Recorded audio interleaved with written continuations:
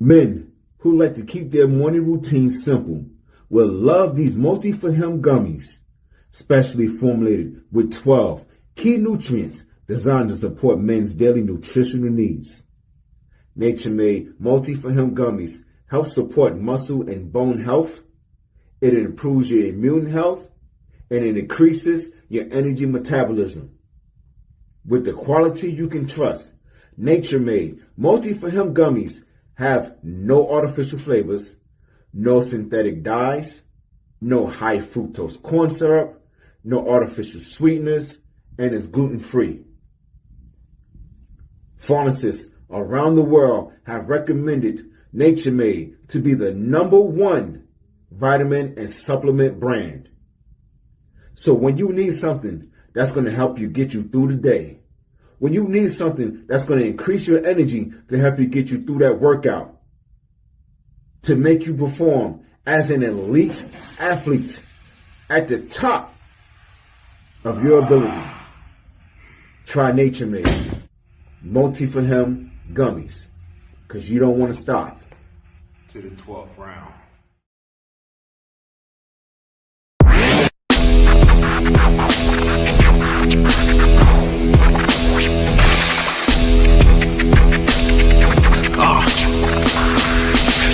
Welcome to the Terror Dome. You should be heading home, cause you could bring all of your ninjas in the Technodrome. I rip right through your flesh and bone and mental capacity. Flood your mind with atrocities and copious tragedies. This dark Sabbath is a lesson in street. Behold the church of the ghetto, feel the words when I preach. Amen. Let the Lord say a prayer for they don't end up in front of someone banging their trigger. Living life like a war pig. Fuck the law, I'm getting mine. Let the others figure what the cost is. Purchasing the fortress on gorgeous acres enormous. Car park full of foreigners and women just waiting on us. We living the dream. Y'all living like hell is earthbound. We are not the same. You've been a lame since birth, pal. I don't feel sorry. I recommend they go dirt bound. Doggy dog world, and you've been looking like Chuck Brown.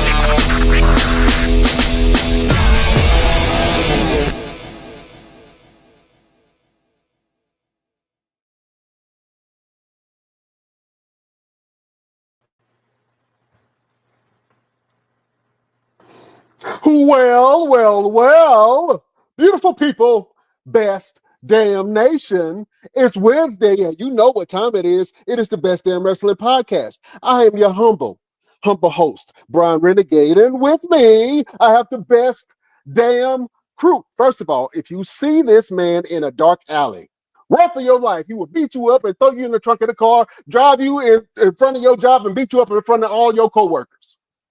He is the green-eyed bandit. He fights people. Sometimes he bites people. He's your mama's favorite wrestler, and he can whoop your daddy ass, the one and only Roosevelt the fighter. What's happening? Man, after this weekend, you can't announce me like that no more. It Why ain't not? going down like that no more. Well, This that is how is a great go down intro. now. This That how is gotta one that no. After this weekend, you gotta announce uh-huh. me like this. You gotta say, Mister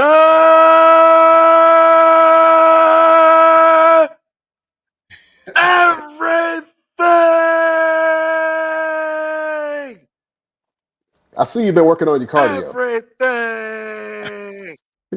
Yeah, that's a lot of breath But I got a chance control. to interview Mr. Kennedy, man. Yeah, Yeah, man. you did man. get a chance. What's going on, Brian? How Yeah. you feeling? I'm good, man. What y'all got me on?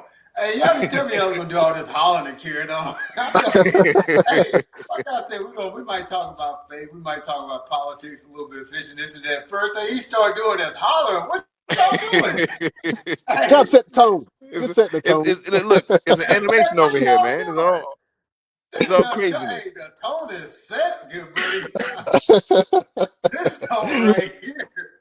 Hey, Absolutely. man. Hey, I hope you ain't expecting me to do this. No, you don't have to do none of that. I would actually recommend that you don't. Yeah, man. Hey, listen. First of all, let me give this man his intro. I'm gonna try my best. I can't. Y'all holler intro. You better holler. Hey, after y'all did all that, you better have me to holler. I got expecting to holler. All right. This man is a fishing titan. Hey, nope. That's 2 weeks. 2 weeks after you done come on He and start is the fish whisperer. Hold up. Yeah, I got you. This man once caught a great white shark, a river monster, and a kraken all in the same day. Now we're just lying. Well, the myth has to be low. No, we just lying. Okay, this one isn't a lie. This man is one of the greatest pro anglers in the country right now. Actually, in the world. Dare I say? He is a fishing expert. I can say that. Yeah. I can say. All right. Ladies and gentlemen, let me please introduce to you the one and only Brian Latimer. Yo, how are you doing, sir? Hey, do I get to rate the intro after that first one? I ran out of breath. I'm gonna be honest with you. Yeah, on the first. That's what it was. So I apologize about that. Oh man. Real pleasure to be here, my guy. I appreciate y'all including me on this. Hey man, we appreciate you, my brother. Yes, sir. Matter of fact, this is the week after Thanksgiving, and I always like to say, if you have not thrown your Thanksgiving leftovers away yet, y'all sounding like Plies. Give us the itinerary and the schedule. Yep. by at least by Monday, you need to stop eating it. By Tuesday, your ass getting worms. So it just Wednesday, so Wednesday you go, your ass go, you go to the hospital for sure. You going to the hospital. Yeah, man. But it's a pleasure to have you here, man. I've been a long time fan. I actually got cool points from my daddy for having you on here, man. He's a huge fishing fan, so I appreciate that. You know what I'm saying? You ain't even did nothing yet, but you hooked the brother up, and I appreciate it. Yeah, you got me kudo points in my pop's eyes. Yeah, Daddy don't give nobody credit. Be like mine. Oh no, it's he. Yeah, hard pressed, man. So look, let's get to know you a little bit and let the fans get to know you a little bit, man. And actually, we got a lot of fan questions, man. Once we announced that you were coming, man, all the fishermen just came out of nowhere. Oh, you got Brian on the show? Yeah. That's one of my favorite fishermen. So we got a couple fan questions that we're going to ask you, man. But let's get it from the start, man. I'm gonna ask this question to you. So, Brian Latimer, when did you fall in love with fishing? I don't know. I never had an answer to that question. That's like asking when did he start being a tree? I grew up around it. I don't have a moment. You hear people say that all the time when they win. They're like, yeah, when I was 5 years old, I had this dream. I don't remember. I grew up around it. My dad was a fisherman, a tournament fisherman. So that's what I'm supposed to do, ain't it? You know, I guess it's just, I just always thought I was supposed to fish. Always. It was a long gap in between, you know, doing it for a living and wanting to do for a living, but I just always thought I was supposed to be a fisherman. Oh man, dare I say it's in your blood? Yeah. It's in my mind. It's in my heart. It's in my heart. Okay, absolutely, man. When you were growing up, man, and you were learning how to fish, right? What was some of the first things that your dad taught you while you were out there? Man, don't mess up. Don't throw in the trees. Just for one, don't bring mud in the boat. All right. Don't waste no snacks in the boat. And shut up. That's what I learned first. All right. You know, that's a good question that I really don't have the answer for. I can tell you this. So my youngest son loves to fish. And he loves to fish, but at the same time, Brooks, when we're out fishing, he'll want to change up something. He'll catch 3 or 4 fish in a row. It's like, Daddy, I want to change colors. I'm like, bro, why would you do that? You just caught 5 on green pumpkin TRD. Why are you changing now? And you got a hot streak. Yeah, like why would you do that? I was fussing my dad about that one day. He's like, yeah, you used to be the same way. He's like, you just want to try everything in the tackle box. But that's how I know my middle son, he's got it. He's got the bug for it, for real. Like he's the real deal. But I definitely vaguely remember when I was little, just being curious about fishing. The thing that nobody really talks about, I don't really talk about it that much, but in the beginning, I like boats way more than I like fishing.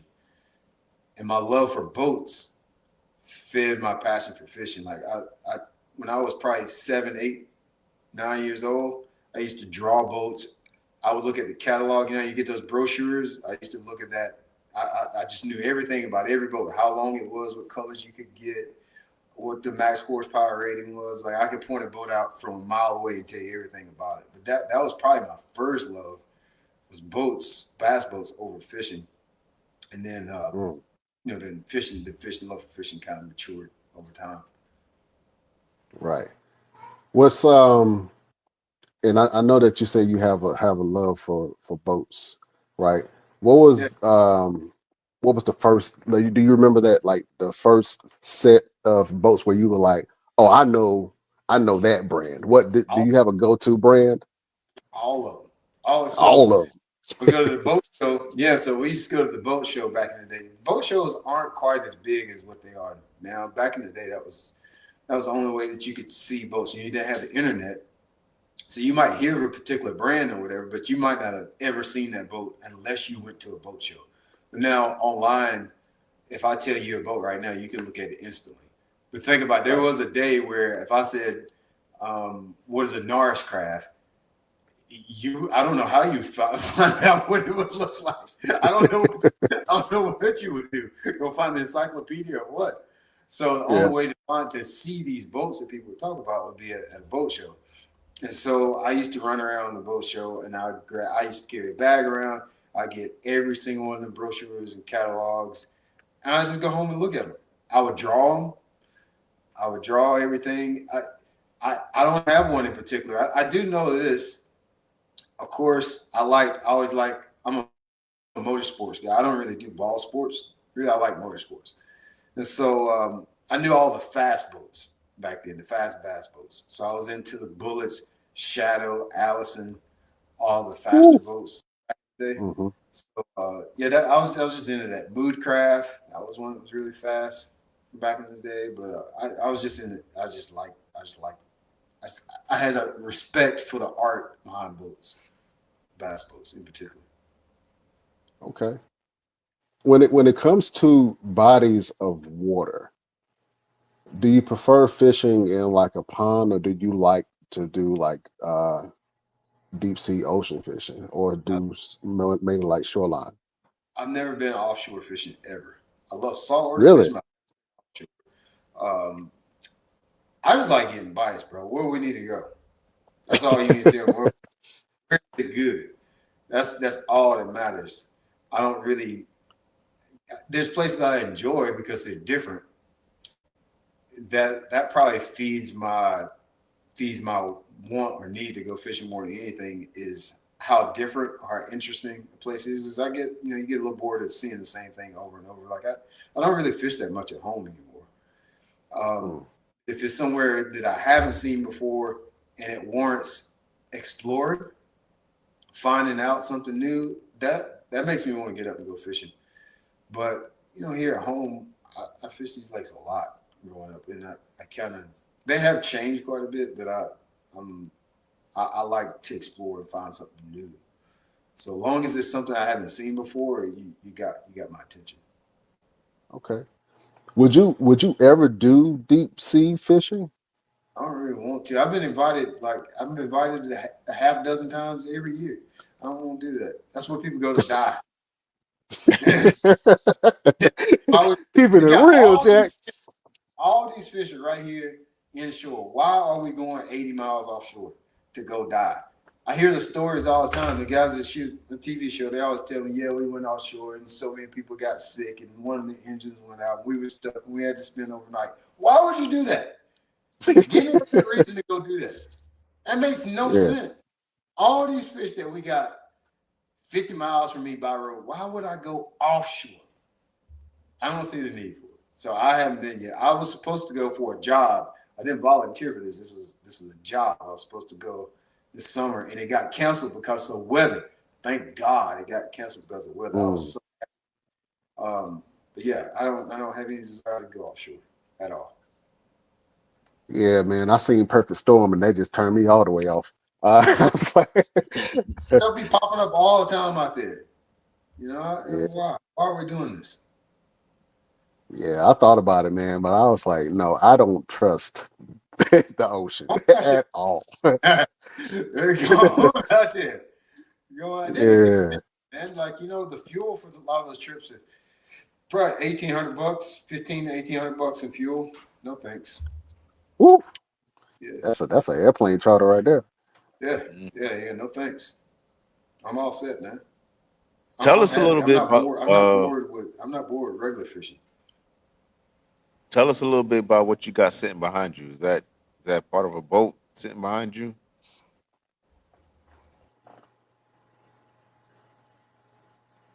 Can you guys hear me? Yeah, I can hear you, but I'm not sure if he can. Roosevelt was asking, what's that? A piece of the boat that's behind you? Let's see. What do I have? There's a John boat behind me, and then my bass boat's behind me too. I got two boats there behind me. I'm at my shop. I stream. I teach live. I teach people how to fish here in the schools in my shop. So I have a streaming studio in here. Stream something. How was that? Listen, how was that feeling when you bought your first boat? I bought my first boat. I probably bought my first boat when I was like 15, 16, something like that. Oh, you a G. All right. Never mind. You said I've been doing this. Yeah, I bought a John boat when I was 15 or 16, but oddly enough, I didn't buy it to go fishing with. I bought it for duck hunting. I bought a John boat. It was a low 1436, 1236, low 1236. I wouldn't be able to fit a 14 back of my truck. It had no trailer, just the boat, just a John boat. Used to haul it around the back of my truck. Okay. Now, I do want to ask you a question because there was a little bit of controversy that you were involved in not too long ago. And I believe it circled around catch and release. And I believe, if I'm not mistaken, that you caught some fish and you decided to keep it. And the fishing community came out and started bashing you for some Come on, reason. I'm ready. They got the right one this time. They got the right one this time. And where we from, and we from the Carolinas, man. And when I used to go fishing, you keep your fish that you catch. Now, sometimes you do throw back, if it's too small or if it's, I'm saying certain areas or whatever, or if the rules require that you catch and release.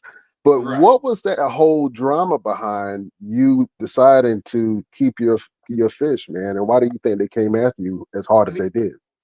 Let me give you need some context here. So it wasn't so bad on my page. This was actually me responding to some hate that another guy got on his post about keeping fish. And so, and it'll pop up on mine too, because I love knocking the sides off of them.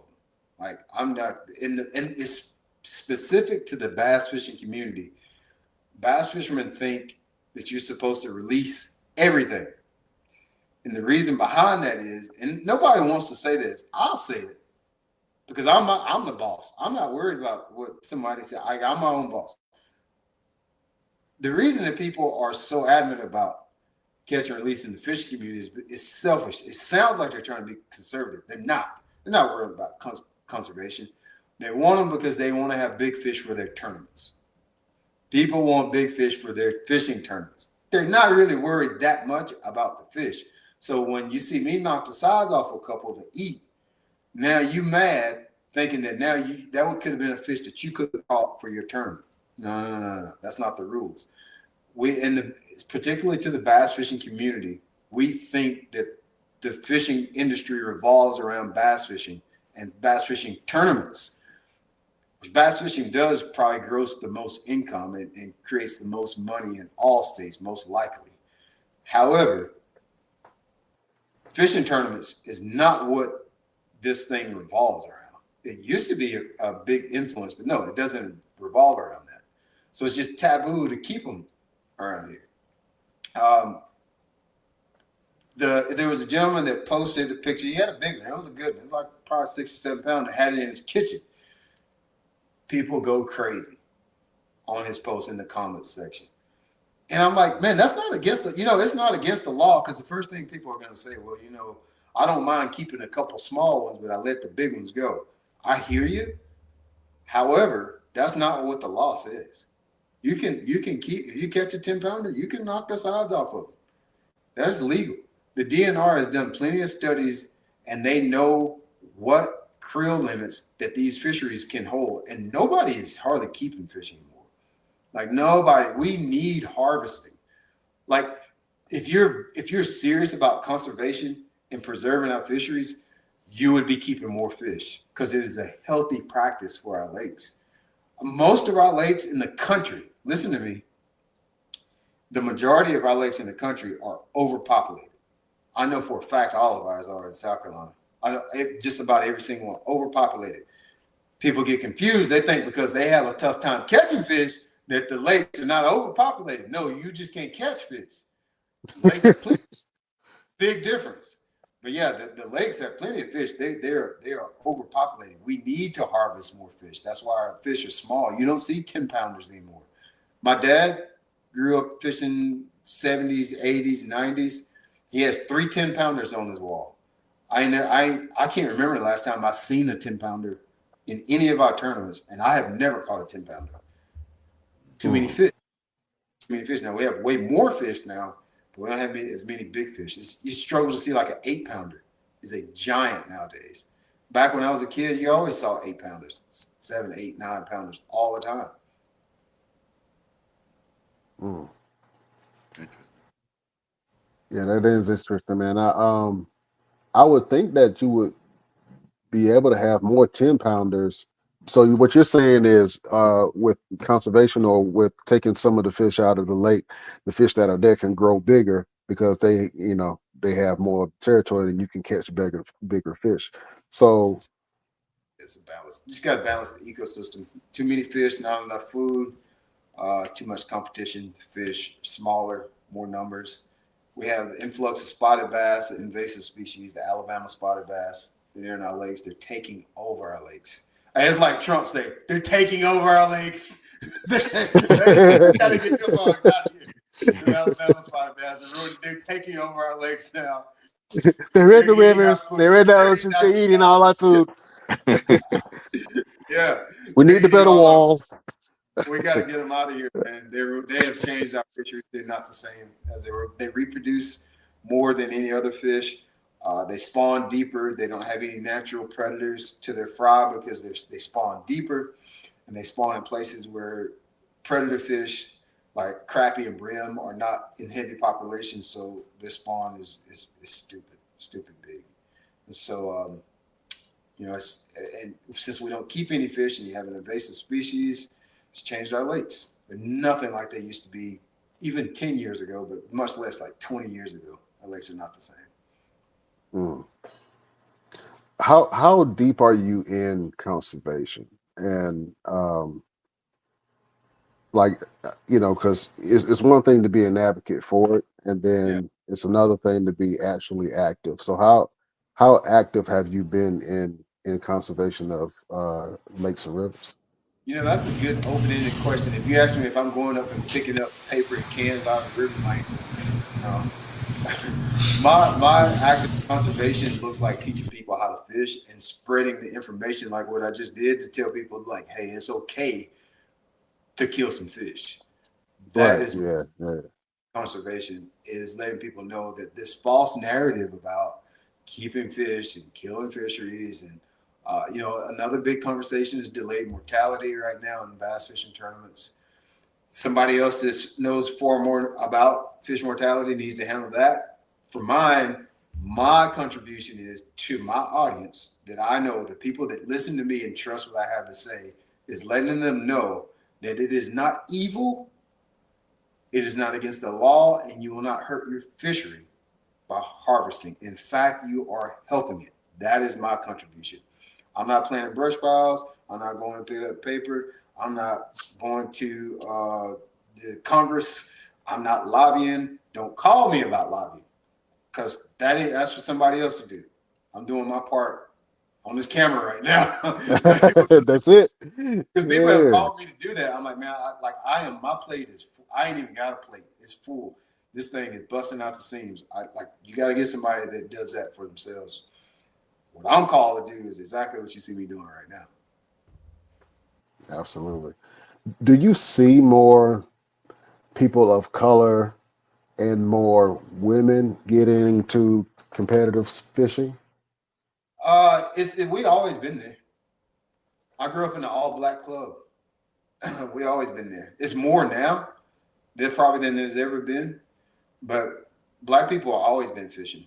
I will say I didn't see, which even in my town where I grew up, it was just black people and white people. But now, more Latino culture coming into fishing, Asian culture coming into fishing. Like, people I don't even know what culture that is, because you see a lot more diversity. I mean, just keep it real. Like, I'm like, what is that? I don't know. Tell me about you.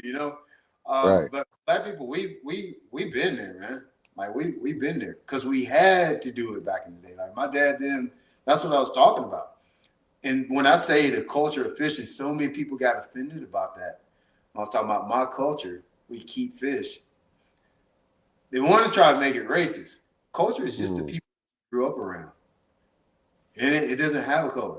It's just who you grew up around. The practices of the people that you grew up around. I grew up around black and white people. And the black people and the white people was knocking the sides off of them back in the day. And so we've been there, man. Y'all know that. Like, we've been here. We're doing it on a different level now. Like you mentioned, competitive spaces. But like I tell you, those trophies you see in the background, that comes from it started out one-on-one bass, transitioned to a club called Tackle Box. That club started in the 80s. There's an organization called SABA, Southern Association of Black Bass Anglers. Black Bass stands for the black bass, not the person black bass anglers. Grew up fishing that too. That still exists. Been there since probably late 70s, 80s. We've been there, and it's a lot. It's a lot more black people and women in the sport. There's room for us. Yeah. And I was thinking that because I think that you are probably one of those figureheads and a representative of not only your community and your village, but also young Black people that are getting into the sport. You know what I'm saying? They're getting into competitive spaces. You know what I'm saying? So when people see you, they want to get to know more about the sport. You know what I'm saying? And I think that's what diversity does for certain spaces where you normally wouldn't see a lot of people of color in high competition level performances. Was it difficult for you to get your first sponsors, or like how did you first go about getting your sponsors, and was it difficult for you to attain sponsorship? No, not at all. No, sponsors are easy. This is why most people think sponsorships is hard. In our industry, it's probably the easiest thing. That's the smallest hurdle. If anybody says they have a hard time getting sponsors because they don't have anything to offer. They don't have anything to offer. They don't have anything. Most people, when they hear the word sponsorship, they think they means donation. Give me some money so I can do what I want to do with it. If that's your mindset, you got a broken mindset, and you will have a hard time, because ain't nobody looking to give nobody nothing. Nobody's looking for donations. I see it all the time. Right now, we're about to get our season started. A lot of pros. I've seen a couple posts on social medias. So anybody looking for some media exposure? Nah, bro, you looking for a donation. Let's just keep it real. Listen, when I tell you it is raining opportunity for any angler, especially, I would say especially a woman, especially Black and brown people, it is raining opportunity, because people can't help but keep their eye on you, even if they don't like you. Don't like you, and there will be people that don't like you, but most people, I will say, my personal experience is the love outweighs the hate. There's hate now. Don't get me wrong. There's hate, but there's so much love, so much, way more love than it is hate. The hate is real loud, and it can confuse you. The haters show up on your comments, on your posts, and they only show up in posts. They never show up at tournaments, by the way. I ain't never had a hater at an actual tournament other than my own competitors. They don't matter because they're not paying you. But they don't matter. Your competitors don't matter. It's your fans. I ain't never had one show up at a tournament, ever. I never had anybody, when I walk off stage, say, man, you just trash. It's always in the comments when they show up. It's always in the comments. And so when you really look at it square on, the love outweighs the hate, man. But it's raining opportunity out here for people. You just need if you have something to offer, you can trade your offer for money. Let me ask you a question, because I've seen this done and I'm terrified of it, and I don't know why the hell people do it. Have you, or would you ever go noodling? Oh no. Oh, heck no. We're tired of getting there. Heck no. Hey, well, hell no. No, buddy. Brother, see, this is a perfect example of what I was talking about with deep sea fishing. All the things you could be doing in the world, why you want to go stick your hand in the catfish mouth? Why I want to do that? All these fish you can catch on the line, a hook, and a sinking, you want to go stick your hand up a catfish's brain. There's something wrong. Them people that do that, they deranged. They got man. The water is always muddy. It's always deep. And like they don't know what they're sticking their hands and their feet. Get out of here, man.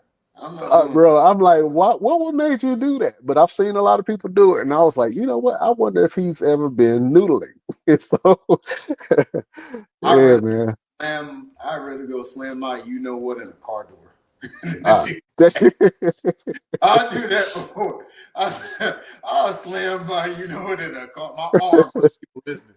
My arm is what I'm talking about. I go slam my arm in a car door on purpose before I go catfish. Okay, you scared me at first. I was like, that's a little extreme. That's the man parts. Hey, that's it. That's how extreme catfish noodling is. That's what I'm saying. That's what it is. You got to go one extreme, I got to go to the other extreme. That's what I think about. Oh man, that is funny. Yeah, that's kind of tough. Let's see if we got Roosevelt again. I think it's I see a mute sign on my end. It went away then. Yeah. Say something, Can you Roosevelt. hear me now? I still ain't got it. Can you hear him? I don't hear nothing. yeah. Well, you can hear me, right, Brian? Yeah, I can hear you. Okay. You guys Yeah, I'm still gonna can't need hear you. me? Could it be Nah, you my go end? up. Come on here. All right. I'm gonna go It wouldn't out. be nothing on my end, right? Nah, it's on his end. Nah, he's good. All right, let's go to some of these fan questions, man. Yeah. Because we got a bunch of them. This is one that came off of Instagram. How much of a professional fishing is about mental resilience and strategy? And how do you keep your focus during a long tournament? It's all about it. It's all strategy. It's all mental.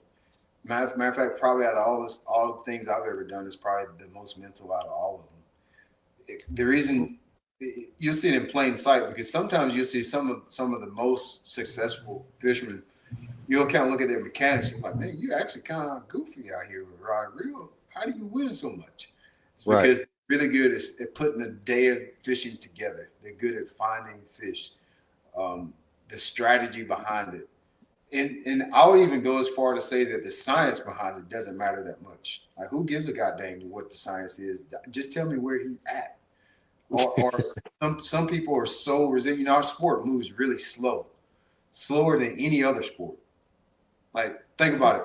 I get 3 days of just practice the whole day. You know anything else that gets 3 whole days of warm up? Nobody else gets 3 days of warm up. Imagine the NBA, they had warm ups for 3 days. Football, they went out on the field and did stretches for 3 days. That's what I get to do. Yeah. All right, and then, wait a minute, Right. hold on. 3 days of warm up. Then you get to the event. Then that's another 3 or 4 days. Bass Pro Tour at one point was 6 days. That's how slow our sport moves. But it's a slow, very calculated deal. Like, it's all about strategy. Like 98% of it is just strategy. Absolutely, man. I believe that. This is another question.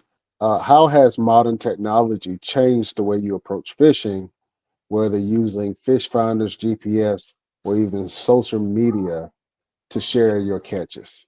Yeah, it's the technology deal is that you're talking about the keeping the fish. That the technology is the most controversial thing in fishing right now. You know, we've got technology now that pretty much just show you where fish are anywhere, out in front of you, behind you, around you, up under you. You know, in your afro, in your beard, you can find a fish anywhere now. Literally see them swimming around. We never had that before. We had it where if you got your boat over the top of fish, you could find them. If you get your boat, you could always see them beside you or behind you or under you. But now we can look out in front of us, and this changed the sport dramatically. It's not the same. It's not the same sport it was even 5 or 6 years ago. It's very much so different. Um, I don't know if we'll go. I don't know what's about to happen. I don't know. Really don't know what's about to happen. We've started to put measures into place to slow it down, to control technology now. I think it has been good and smart. I think we didn't need that because it was going silly there for a minute. It was going silly. But I think us putting some control measures on technology is going to be a good move for the sport, keeping it interesting, number one, and keeping the sport what it actually is supposed to be. In the beginning, I didn't think this way. I'm always a person, you can always change my mind with new facts. In the beginning, I was like, oh man, technology, things move forward. You gotta have, you always gotta have forward movement. And then I saw how drastically it changed our sport and how much it made it unattractive to a lot of newer people. And so after I got the new data and looking deeper into it, what we're doing now, it makes a lot of sense to put these control measures over it. Yeah, absolutely. And I think that it's another question that kind of led to the question that you just answered, and you kind of pretty much answered the question. But it says, fishing has deep traditional roots. How do you balance respecting those traditions with embracing new trends and innovations in the sport? You know, that question is very tricky because a lot of times your traditions, man, that's a tricky question. A lot of times when we're saying traditions, really it's really preference, which in a nutshell, really, when we talk about controlling a sport, a lot of it does have to do with preference. But I think those two words represent two different perspectives. So when we talk about tradition, a lot of times that's coming from an angler perspective. I got into the sport this way. You need to use this type of hook and this type of boat and do it this way, the way we've always done it. I'm not so certain that just doing it the way we've always done it is the right thing to do. I do think there's ways to move the ball forward and still have it evolve. So with the technology that we've had in recent years, it has changed what the sport, the very essence of it is. Like, it turned it into where it's not fishing anymore. It's not even that. I see the fish, I throw the fish, I catch the fish. It turned into that deal where in years, the very essence of fishing is almost exploring, experimenting, and figuring it out. And the technology became so powerful that it was removing that part of it, which is the very essence of fishing. You know, like it's almost like having and this is the worst analogy I probably can ever make. It's almost like having a partner that's a robot versus actually having a person that is a partner that is a human. It's kind of when it's turned. It was that drastic with the technology. So good and it's so powerful. It was taking away the very essence of what the sport is. Now, I know that was a drastic analogy, y'all. You call me, I ain't call you, so you're gonna have to deal with it. Hey, well, you got me now. Yeah, I got you now. That's what I wanted. Yeah. So do you feel like the connection or the soul of fishing has been taken out of the sport? No, it ain't taken away. No, it ain't taken away. Man, and so a lot of times this conversation is wrapped around the newer anglers in college and high school. These little suckers are good, man. They're really good fishermen. No, the soul is still there. The sport is, despite I've been on podcasts that talk about how fishing is declining and how this and that is going on. Fishing is declining in the way that we are used to seeing it. Fishing is not declining. Competitions are not getting smaller.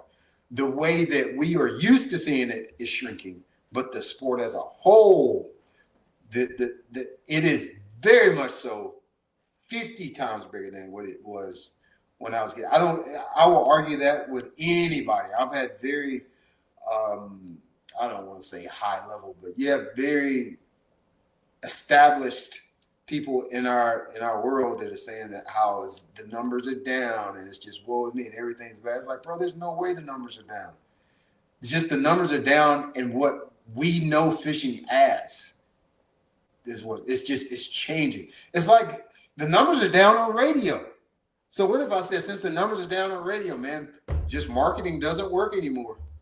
Right. Numbers aren't down. Like people are still buying stuff. They're still getting influenced, but now they're not even on TV. They're on YouTube or they're on TikTok. Like people aren't stopping buying. The way that they are consuming content is different. In the 70s, 80s, they consumed 60s, 50s, 80s, they consumed marketing content through the radio. Then it changed to TV, and now it's on the internet. So it is with fishing. The influence in fishing when we were kids was magazines, tournament fishing, and TV. Mm-hmm. All three of those are dead right now. It didn't go away. Now it's YouTube, Facebook, TikTok, Instagram, kayak fishing. People say, well, tournament fishing is dying. Go on. If you believe tournament fishing is dying, go on Fishing Chaos right now. See how many tournaments are going on live right now. Going was at Tourney X. Tell me how many tournaments are going live. People fishing tournaments every day of the week somewhere now. Something we could all do. I could fish tournaments against y'all wherever you are. I could fish tournaments against y'all right now. Online tournaments. It's growing. It's just not growing the way that we are used to it growing. And so if you're in this echo chamber of people that are only in the fishing industry, you think it's dying. Where you're standing is dying. It's not dying. What's the biggest lesson that fishing has taught you about life? Oh, that's a good question. Biggest lesson that fishing has taught me about life. Really, that you can make money at anything. Probably. That's a good lesson. I think you can make money fishing, bro. Come on. Like, you can be a millionaire fishing. Like fishing, you can be a millionaire. Wow. Like I don't know if you can be a billionaire yet, but you can definitely be a multi-millionaire fishing. Now that ain't the lesson that people want. They probably want me to say something deep, like you just my inner soul is connected to the nature. Man. Hey, Can I make money? The biggest thing I love is like, dang. So I look at like now that I know that I can make money fishing, like this will go away one day, right? Like I'm not always gonna be able to make. There's always a ascend, a plateau, and a descend. This will go away, but the lessons that I got from fishing, now that I see what I see and know what I know, I'm like, man, I could start another business tonight. And then by the end of the year, have something going that could potentially be profitable from an idea tonight. Like right now. Like right now. I can start a Facebook page, YouTube channel right now and tell millions of people about my offer now. You couldn't do that 20 years ago. Couldn't do that. That's probably the biggest thing that I definitely learned from fishing is raining opportunity. You know what? Damn it. I got my damn fishing pole right here. Let me go find some of them opportunities. Because you talking about people to make. Let me put this shit together real quick. No, you just use the rod. See, that's was, and I'm just using for example. I know that was just we're just having fun, but that's how people think. It's like, no, how are you going to help people? There's always money with helping people. Right. There's always money. Like, how are you going to help people? There's no money in stroking your ego and showing people how many big fish you can catch. It helps. It helps. But that helps you. That helps your ego. How can I help you catch a 10-pounder? That's what I want. You know what I'm saying? That's the goal. How can I help you catch? How can I help you cast better? Absolutely. We got another fan question over here. Live bait versus lures. I don't even use live bait. Remember last time we used live bait? I hate dealing with it. I don't want this. That ain't fishing. Like live bait fishing sucks. That is very controversial. What you are saying in the fishing circles. Hey, bring them on. Let them controversy me. I hate it. What did I say about what were we talking about earlier? I'd rather go slam my arm on the door than fish with live bait. You throw it out there, you just sit there and you wait on what do you do? Now what? Why would I do that? Why would I do that? Well, when I came up, fishing with live bait was kind of a rite of passage, right? Right. You really didn't want to do it, but you had to. And my father, he would fish with worms occasionally, but he loved to fish with like shrimp. I don't mind fishing with cold dead shrimp, but he fished with live bait. I mean, that's he probably still do to this day. And you say you rather not fish with live bait at all. Is it that you really don't get as much action with live bait, or do you feel some type of way about actually using live bait? No, it ain't. This is like I hate it. You know how people how people don't like, I don't know, cauliflower. I hate fishing. I hate dealing with it. Go get the bait, and then if they biting, you go to throw the bait, and then it come off the hook. Then you gotta get another one, and then if you drop the bucket or something, then all the bait gone, and now what you gonna do? It ain't no fun, man. It's just not fun. It's just listen, this is how bad live bait fishing is. I took my kids, I was like, my kids probably just want to catch fish, especially my middle son. He probably just want to catch some fish. So we'll get some minnows, and we'll go catch a bunch of crappie.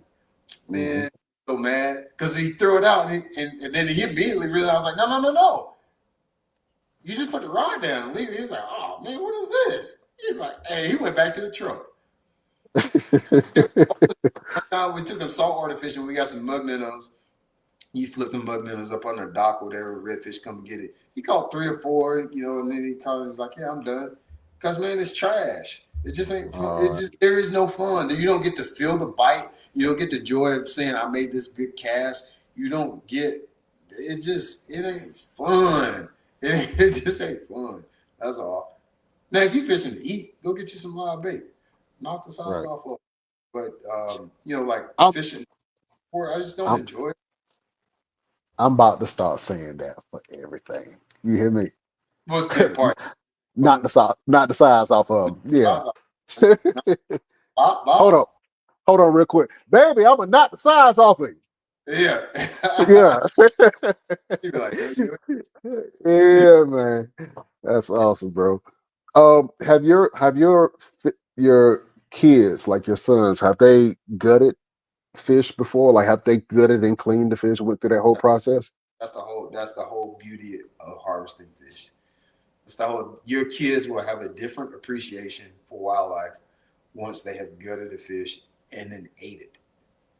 There is a different, especially young boys, girls too, but especially boys, when they cut a fish open and they see the insides of it, and then they get the reward of not only catching the fish, cleaning the fish, seeing what's inside of it, and then frying, baking. We fry them. Let's just be real. It's a game changer for kids. There is a different appreciation for the outdoors once they have done that. Yeah, so it's almost something a little bit primal, what I'm saying? The feeling of catching and then gutting and then cooking and eating. Do you have a preference in the type of fish that you prefer to eat? Yeah, I do. I'm not really a fish eater anyway. I don't really like them that good, but the older I've gotten, the more I like fish and specific fish that I like. I like firm meat fish. I don't like soft meat, so I'm going to make everybody mad. I don't really like crappie. So after delectable table fare there is, crappie. I don't like it soft. So my favorite is like a brim, bluegill. I love them. Firmer meat, sweeter meat. Spotted bass tastes really good. I haven't cleaned a largemouth in a long time. That's becoming almost like a darn near extinct species where I live.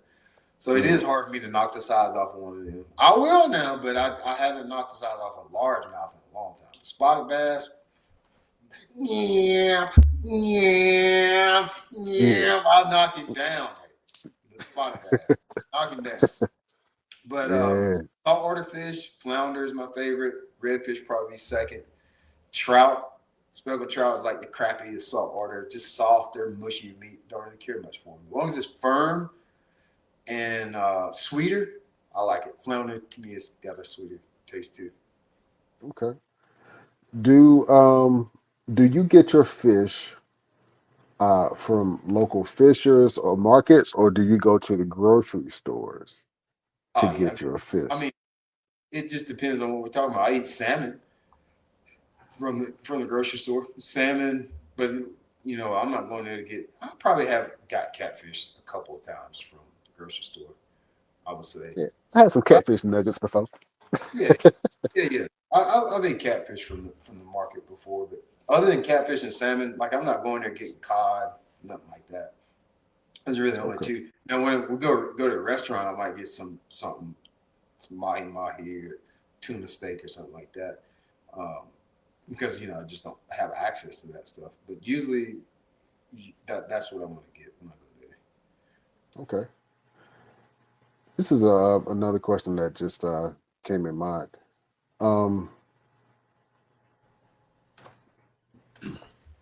And I forgot it just like that. Yeah. You know? Oh, I got it.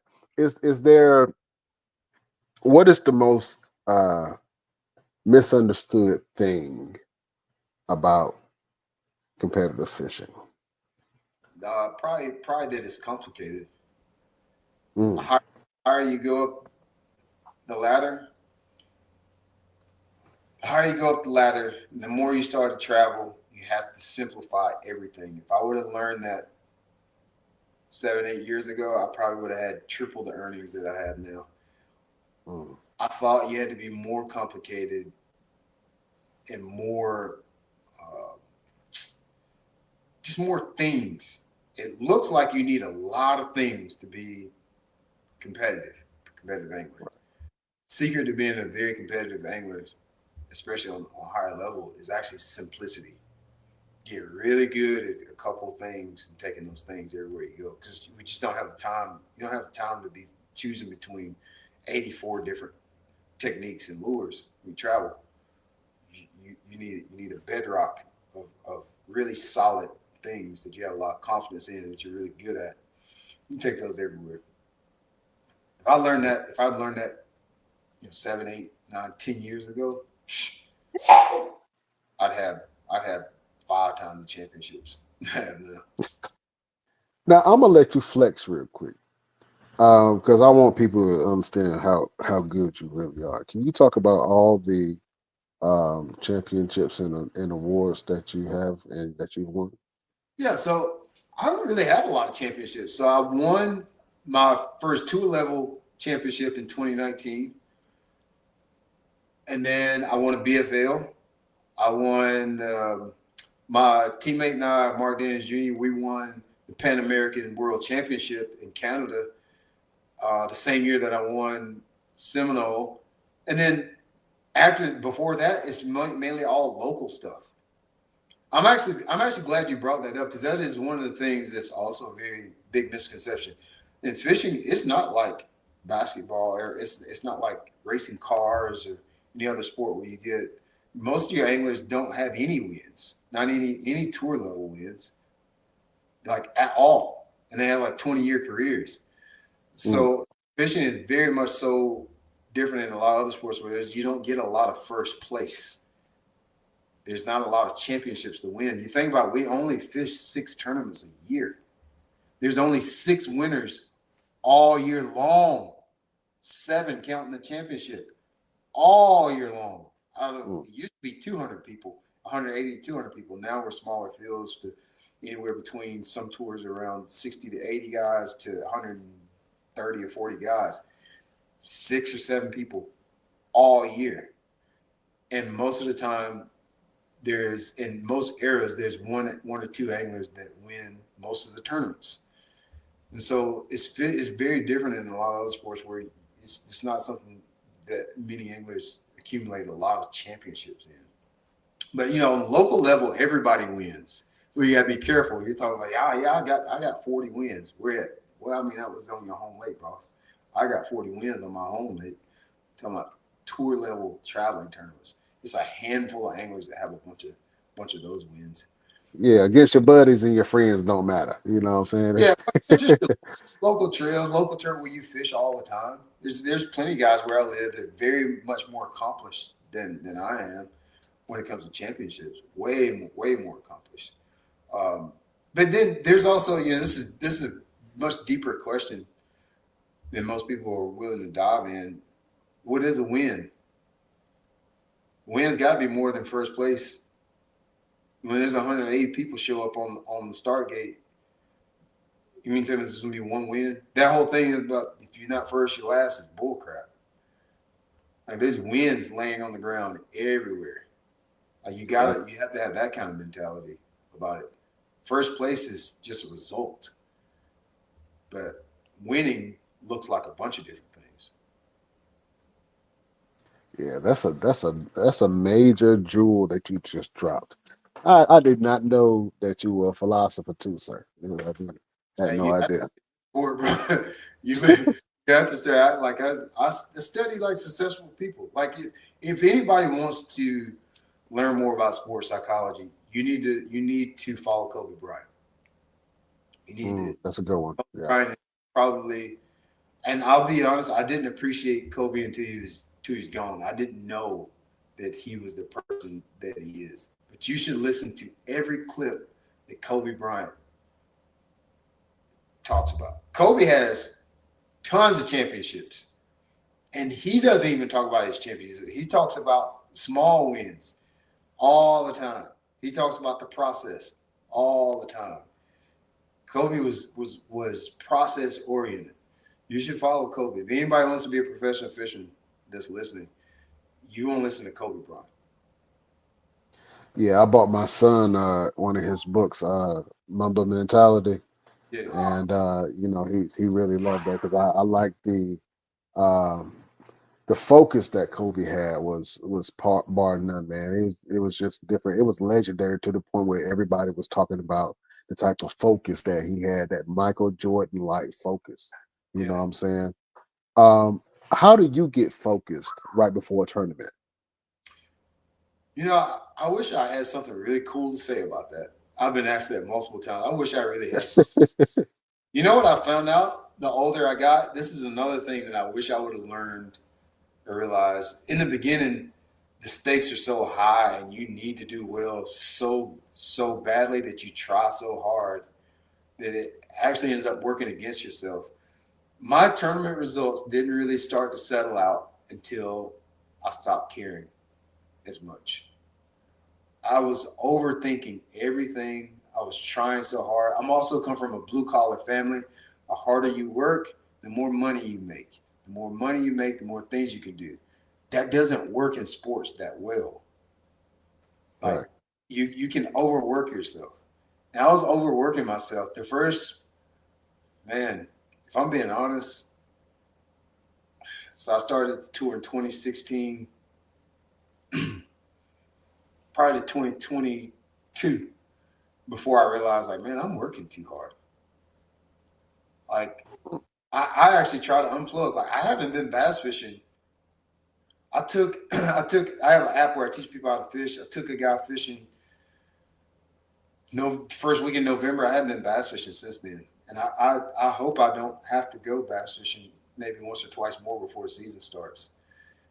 Once I started taking the off season off and doing other things and saltwater fishing, I love riding dirt bikes and doing that kind of stuff. And my seasons go so much better. I wish I would have learned how to let my hair down a little bit earlier on.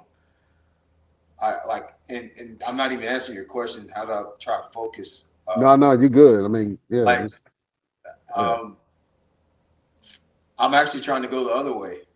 I'm actually trying to go the other way. I'm just trying to trust what I know about fishing and be comfortable in the decisions that I'm feeling in the way, because when I think about it too much and when I over process my practices and tournaments and get so caught up in the result, and social media, like if you have a bad day, people know about it immediately. You're gonna get a text about it, and so there's that intrinsic pressure there to always just work.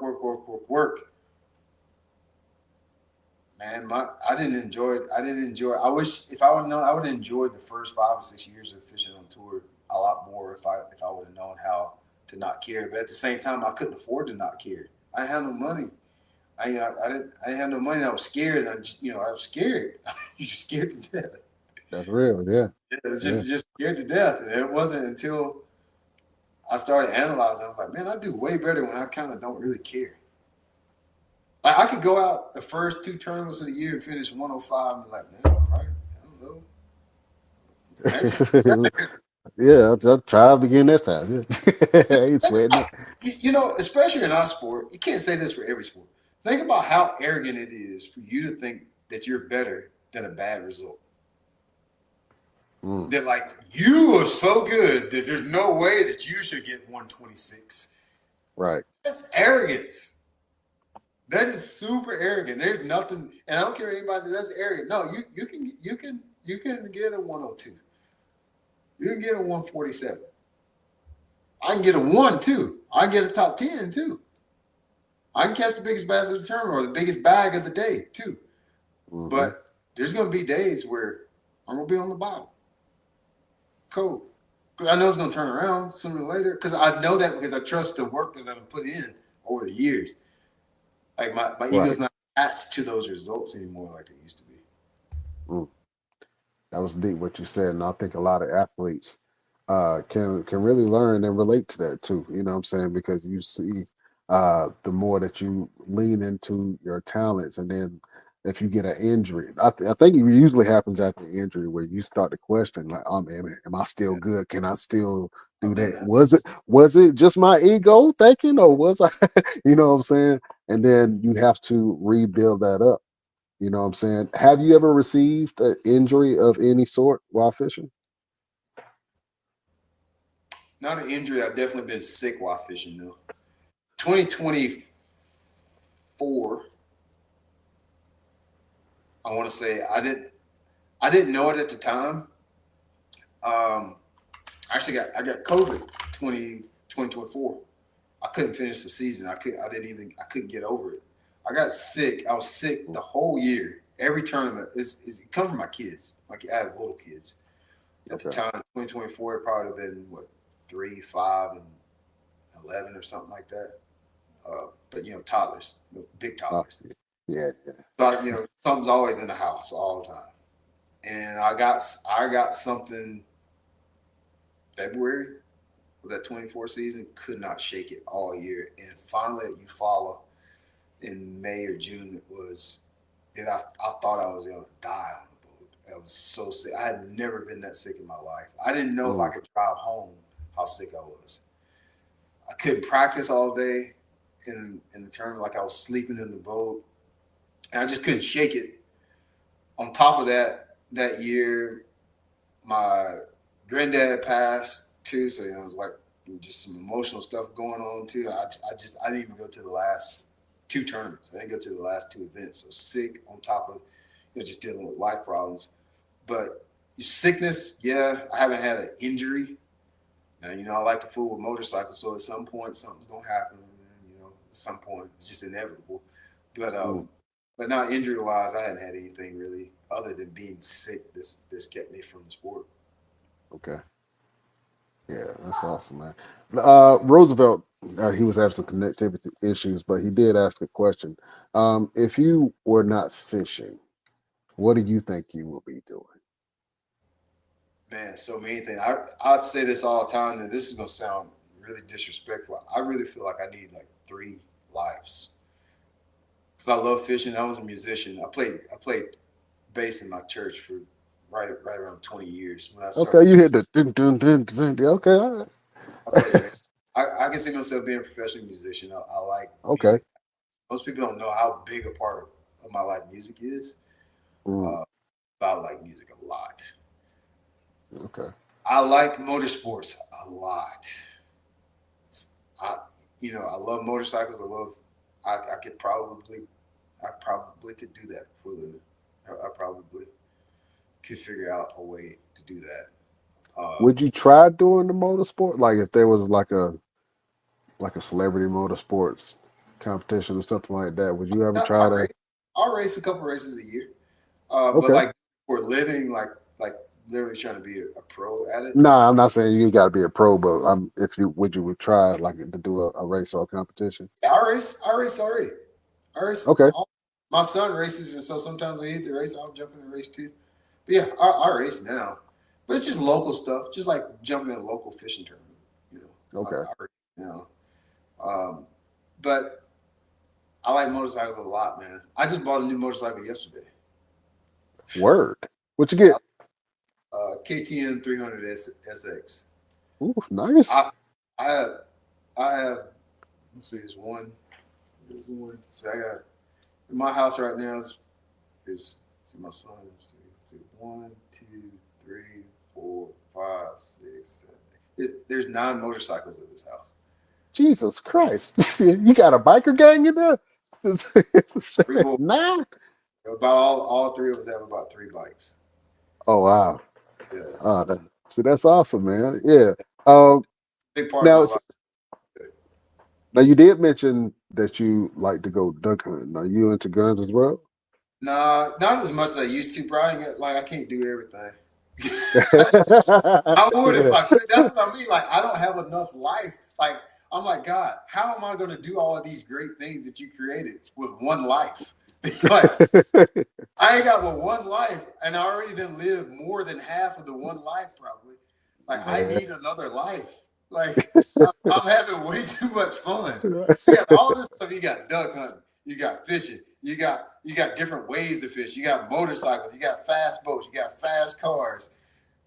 Hey, bro, how am I supposed to enjoy all of this stuff with one life? God, this is a bad deal. It sounds This like is a a great bad deal to deal. You me. gave me one life. Like, I love all of these things. I like music. I like all these things. And it's like, man, I don't have enough life to enjoy all of this. Oh man, you need to be like a cat and had 9 more of them, Yeah, man, I need a couple. Like, huh? I was like, we need to work out some deal. Like, God, I know I can't get 9, but can I get 3? 3, Can yeah, I get 3 solid lives? 3, Can I yeah. just get 3 lives? That's all I want to know. Oh man, But yeah, I that's would such if a I had, Lord. I got 3 kids. I enjoy spending like my kids. I enjoy spending time with them. Like I don't, I when I can't spend time with them, I don't like it a lot.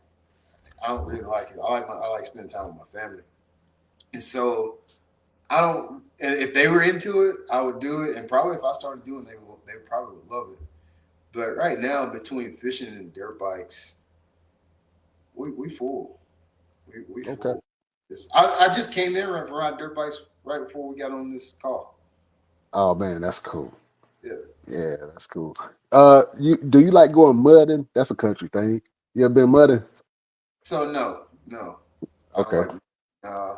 Not that. That's like I don't like that. No, They do that around my way. They just they love do it. that. Yeah, do it here too. So we go to tracks, motocross tracks, and my son races. My oldest son is the racer in the family. So Okay. we're at cross track stuff like that. So it's like sanctioned stuff on closed courses. Okay. Now you mentioned that your kids are multi-talented like yourself, man. Um, what does it mean to you to push what to let them know it's okay to follow an unconventional path like fishing or racing or something like that? Is it important to you to Yeah, very important. Yeah, very important. It's actually my most important thing is to expose them to the world. The best thing, and I think you already asked this question. I may not have asked. There's a different answer I have to it now. I think about it deeper. Best thing that happened to me with fishing is being able to travel and see the world. I've been around the world because of fishing, and so when you are around different people, different cultures, you learn different things, and you're exposed to different ways of living, earning money, and how to get better at things. And so if you only play basketball, if you only play school sports, you'll probably end up doing what everybody does that goes to public school. Not saying that's a bad thing, but most likely you'll probably fall into that form. But when you do other yeah, things, fishing, this is what thing people don't really. Fishing is a global sport. It's right. global. You can go. I even want this for. I don't know if this is right, but I want this for my son. I know people are thinking, well, he's going to be the best tournament fisherman ever. I'm like, yeah, that would be cool if he's a tournament fisherman. But what if he ends up with a TV show where he travels to Africa, Europe, Canada, Australia fishing? Like, it is Mhm. bigger than tournament fishing.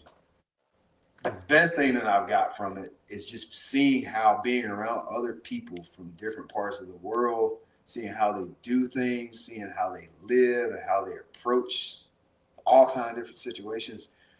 It opens your eyes and gives you a different perspective on life. When you're in that same echo chamber of people doing the same thing all the time, um, being what everybody else is. And that makes it sound like fishing's better. I'm not saying that. I'm not saying it's better. The way that I did it is better. I don't want it to come across that way. But I do think it's important for us to see other things in the world and see how other people are living. I've learned so many things just from being around other people in other cultures. Absolutely, man. That's very, very interesting. What do you have a favorite place that you have traveled to so far? Northeast is probably the coolest I've ever been. New York, Canada, that northeastern tier of there is just it's so pretty. It's not what people think it is. It's very rural, very desolate. Almost seems like Yeah. the end of the earth. There's not many people northeast of the United States. Mainly because of the harsh climate. But yeah, it's worth seeing. It's worth seeing. Absolutely, man. Well, listen, my brother, I got a bunch more questions to ask you, but we got to have you back on the show. Yeah, I appreciate This y'all, is bro. absolutely, man. I've been waiting for this interview. It was a pleasure meeting you. I had beef with you at first. I'm I ain't gonna lie. glad. I Ground beef. Hey, ground beef. I had valid ground. I had veal. I had some nice Yeah. because we share the same name. A lot of people know that my government last name is Latimer. Oh, And really? for the yes, my real name is Brian Latimer. I went to And school for the with Latimer. He's my cousin. How about that? How that's you have a crazy. cousin that's named Brian Latimer? That's how big my family is. Hell, we might be cousins. I don't know. We Maybe. gotta see. I gotta ask around. You never I gotta ask around. I know. could not find myself on Google, on no social media searches, because as soon as you type in Brian Latimer, I I come saw your up. face and your achievements, and I'm like, Yeah. who is this dude? Why is Yeah. he taking my identity? Yeah. But, Yeah. yeah, but Oh, I did listen, not know that. yeah, my real name is Brian Latimer, so I was like, what, man, let me. Yeah. And so it's crazy to talk to another Brian Latimer. And Yeah. so how do you say your last name? Latimer? This is what you say? Latimer? I Yep. say it with it. Almost sounds like a D. And sometimes I have to pronunciate it like Latimer Yeah. sometimes. When you're spelling it, a lot of times they put two T's and they put an N instead of an M. Or Lattimore. Yeah, it is. Yeah, I see that a Oh, it lot. just made me so mad. Every time Lattimore, I'm like, no, I'm not, because that's a different name, dummy. That's a whole nother person. A whole nother name. That ain't the same person. Lattimore is not the same as Latimer. That's different. I was like, William and Williamson. That's two different names, dummy. Yeah, man. It pissed me off so bad, but it's okay. Yeah. Oh man. So listen, what's next for you? Do you have anything coming up, any big tournaments, any projects? Hold on, before you answer that question, this is the real question I wanted to ask you. When are you getting your own TV show? I've had a TV show for 5 years. Really? I'm gonna go back and watch it. Straight up fishing TV on Waypoint TV, Roku, all that. Yeah, 5 years. Okay. TV ain't where it's at. That's why you don't know. Nobody watches TV. Well, you can cut it up into clips. Yeah, that's what. Yeah, it is. It is. It's on all my socials. Yeah. Today, if you follow me on Instagram, you saw. I probably saw it, but I probably didn't realize it was your show in particular. Okay. Because nobody watches TV. They all on YouTube. Oh man. Well, listen, you are YouTube star in the fishing world, man. Yeah, you got controls on YouTube, but nobody watches TV. That's all. That's why you don't know. That's why you don't know. I had TV. I started my TV show in 21. Okay. Well, I didn't know, and now I know now, and now y'all know. So y'all go make sure y'all check that out. Yes, sir. So all right. So here's the other question: what you guys coming up? I'm going to ride my dirt bike, man. Every chance I get. And I'm going to good life. Go knock the size off some flounders and some redfish. Season will start to February. Like I said, I ain't really worried about no bass right now. I want to ride my dirt bike. That's all I want to. I'll worry about fishing. See our first tournaments in like second week in February. I'll start worrying about tournament fishing Martin Luther King Day. Hey, I might have a dream about that time. I have a dream about that time, boy. Yeah, about that time, man. I'm not. The bass will be there. They'll be there in Do, February. do you have an RV, or have you ever thought about getting an RV for some of these tournaments? Yeah, I travel out of RV. Okay. Yeah, I have RV and then I have a toy hauler. Since we race, you need it. I knew you did. That's why I asked. I knew you had one. I knew. Yeah, I'm actually looking to. I think that's my next big purchase. Is I yeah. want to get an RV, and so It's what? is, man. It's we for Thanksgiving we stayed about 3 nights in the mountains, riding dirt bikes, sightseeing, Christmas tree shopping, that kind of thing. It's worth it. We stayed out of like last year. Let's see, was it last year or the year before? This is 25, 24, 24, yeah, 24. Bro, I bet we stayed 80 days in our camper, at least. Woo, At that was least. You made that to a whole nother home. Yeah. Well, some of it was by accident. We had Hurricane Helene, so we were out of our house Yeah. for 2 weeks. Then we raced a bunch, and then there's one race that we stay at like all week, all Thanksgiving, like 10 days. So that was that's basically 25 days right there. Right. Just you saw 25 days in 1 month, but between racing and vacation, and then I'd stay in sometimes for work, and then sometimes the camera guys use it. It's probably, I don't know, it's a lot, man. A lot, 3 or 4 months worth of time in the camper. We use ours a lot. Man, you are living. You about to make a lot of people mad. You are living people's literal dreams. You know what I'm saying? It's wild. Yeah. It's wild because work is fishing, and then I go when I'm not fishing, I ride my dirt bike. What is this? What kind of life ride is today? I gotta go fishing. That's The it. people at the track, they get mad. They're like, you coming to practice tomorrow? I'm like, no, I can't come. I can't ride tomorrow. I gotta go fishing. It's like, what is that? It's wild. No, I have a very blessed life, man. That's dope. I am happy. That's dope. I am happy. This is good. I put on my Facebook posts a lot of time. Like, these are my good old days. These are the good old days.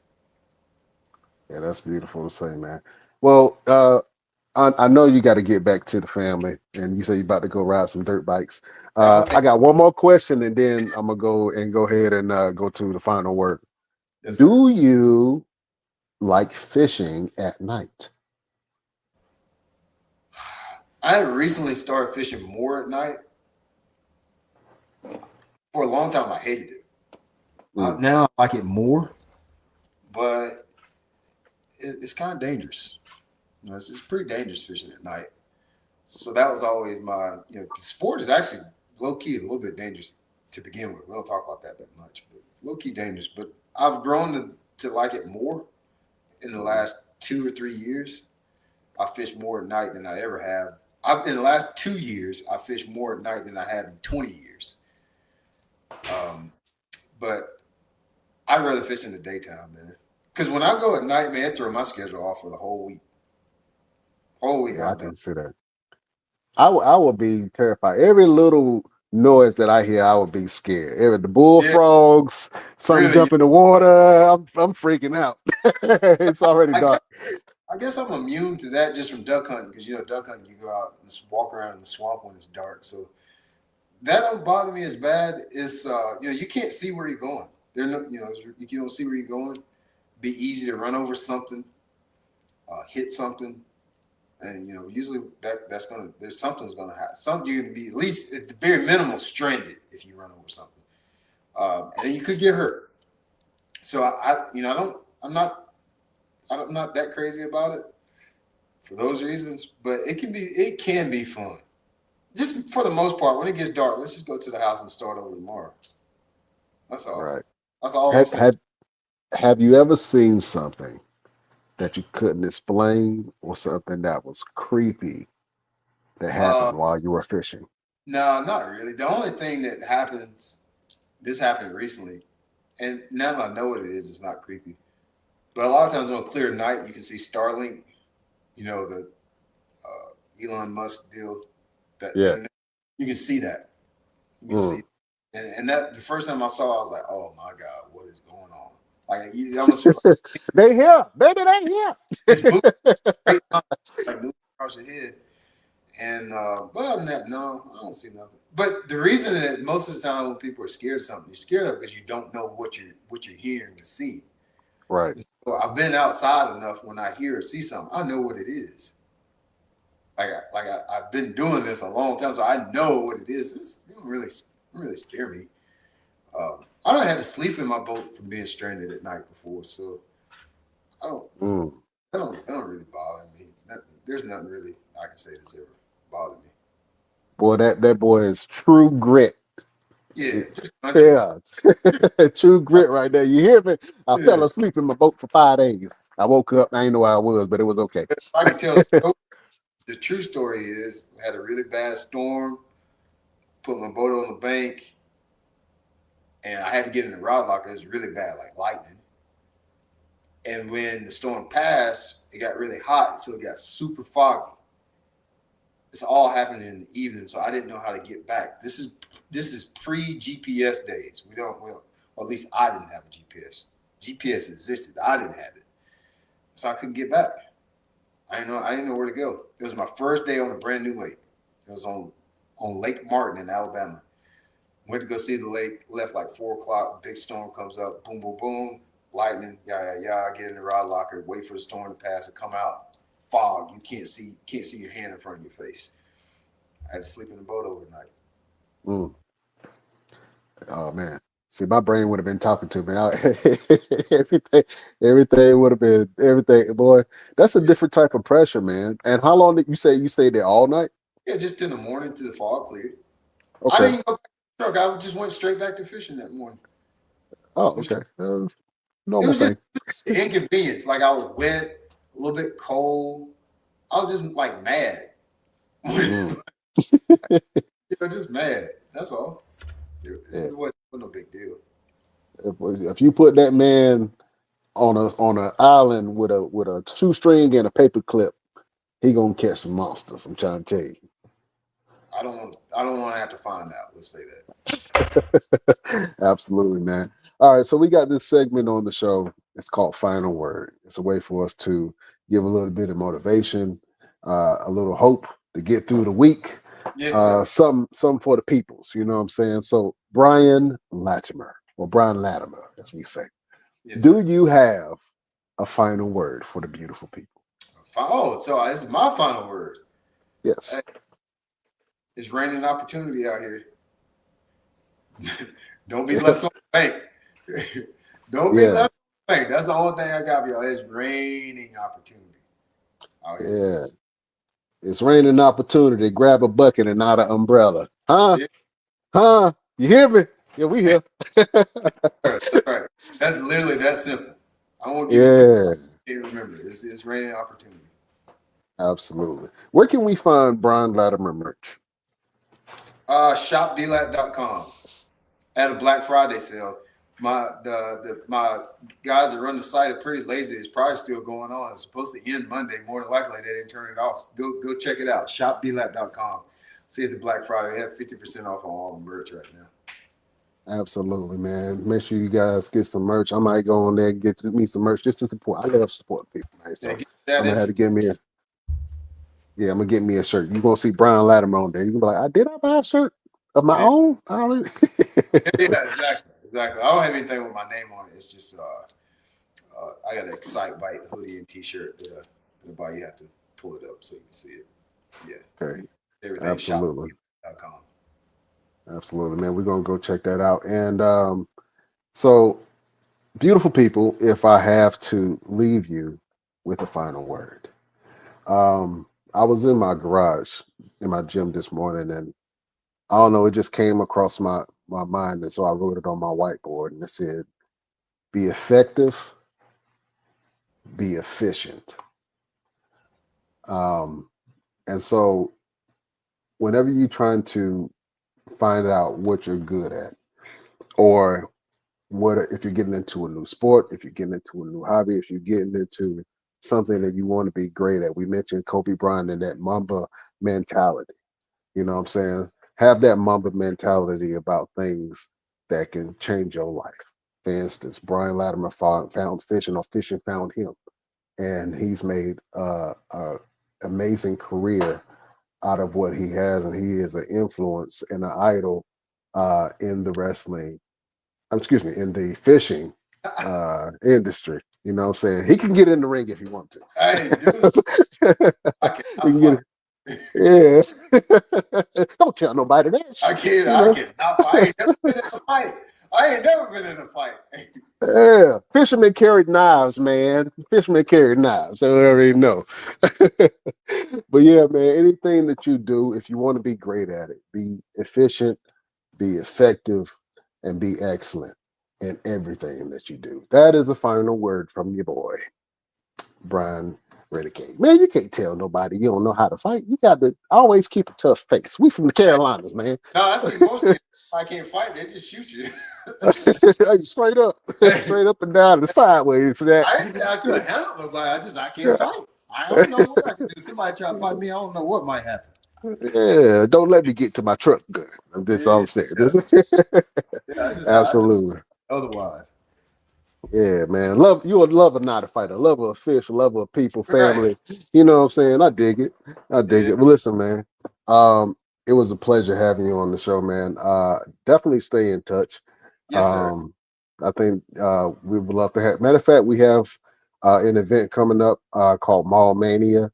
It's at the Greensboro Four Seasons Mall. It's a charity fundraising event and for autism. So we're raising awareness for autism, and we're trying to provide resources for the community. So we have an event called Mall Mania. We have over 40 plus wrestlers. We have different comedians there. We're gonna have free food trucks, and all that stuff. It's at the Greensboro Four Seasons Mall. So you and your whole family is invited, man. You guys, if you have an opportunity to come up to Greensboro, show us some love. But if not, man, we appreciate you. And listen, you got to come on again. You know what I'm saying? I didn't dig in too deep, but I wanted to put my claws and I ain't want you to say nothing that was going to be spread everywhere and take you wrong. Hey, you can't embarrass me. Oh. Oh man, I wouldn't try to, my brother. Hey, I respect you. Thank you for doing what you do. Yes, sir. And I'm a fan. I'm a fan for life, bro. So I appreciate it a lot. Absolutely. We'll keep in touch. The next time we reach out, we'll try to get together again. Absolutely. And I'm out here on the West Coast, man. I'm actually in Phoenix, Arizona. Have you ever been out here to Phoenix? Phoenix? No, I haven't been to Phoenix before. I've never been to Phoenix ever. Okay, you got to open an invite. I got a guest room with your name on it. Yeah, I definitely get out there. It probably motorcycles before fishing. Okay, yeah, they got boats and motorcycles out here too. So yeah. It's a lot of guys. Some of the guys that train with us are from out that way. Okay, cool. So yeah, we'll definitely link up. Can you help me end the show real quick? Yes, sir. All right. Now I want you to say the word damn. So I'm going to say we will see you next week on the next best. I'm going to point to you. Damn. I'll say everything but damn. The damn is in the Bible. I'll say everything but damn. Can you say darn? Can you say damn? This is the best darn wrestling podcast. Can you say darn for me? You can say darn. Best darn wrestling. Yeah, we're gonna say the best darn. All right. So when I point to you, I want you to give me your best darn. All right. Here we go. Beautiful people, best damn nation. We will see you next week on the next best darn wrestling podcast. Oh man, Brian Latimer, you are a gentleman and a scholar, sir. Thank you so much. Yes, sir. For your time. Amazing interview. I'm even more going to get into the sport, man. And like I told you before, you gave me brownie points with my pops and my uncles. So I appreciate that. You know what I'm saying? That's hard to do, my guy. Oh man, yeah. These kids ain't burned down my house while they've been there by themselves. Oh yeah, we can't have them problems. Yeah, I got some of my own that I gotta go ahead and check in. All right, can't hold y'all no longer. Check us out on all of our social medias. We will see you guys next week. We bid you adieu.